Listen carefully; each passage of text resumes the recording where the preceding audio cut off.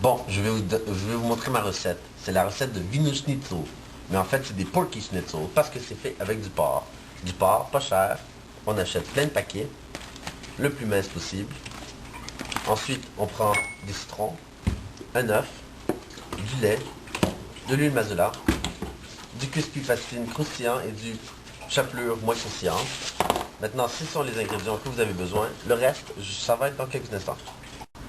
On prend l'œuf, on le casse, on le met dans le bol, on prend du lait, on le met dans le bol, on met un peu de poivre,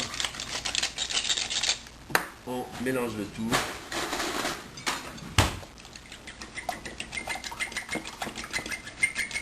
Et on va mettre toute la viande dedans. Alors on se lave les mains. Ok, mes mains sont lavées. On prend la viande et on la fout dans la mixture des œufs qu'on vient de faire. Comme ça. Comme ça. Comme ça. On mélange le tout. Bien. Et on passe à une pause publicitaire. Bon. S'il y a des morceaux trop grands, vous pouvez les rendre plus petits. Parce que lorsqu'on va les cuire, ils vont agrandir. Alors on les rajoute dedans.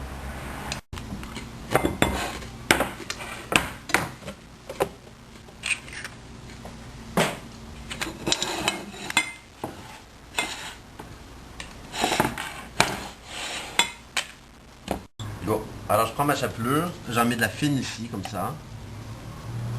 Et j'en mets de la grosse. Un peu de la fine. Tiens.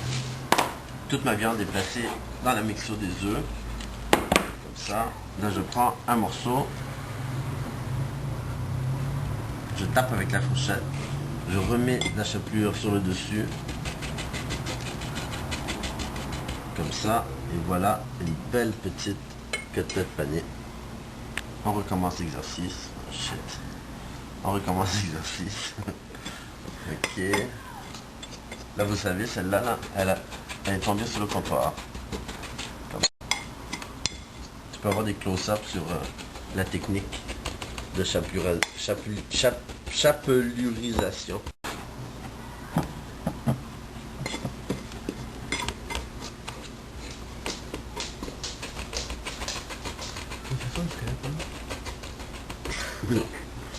Comme ça.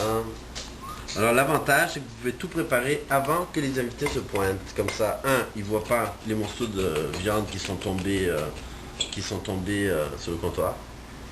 Ok, non. Et on arrive donc à notre dernier morceau de viande.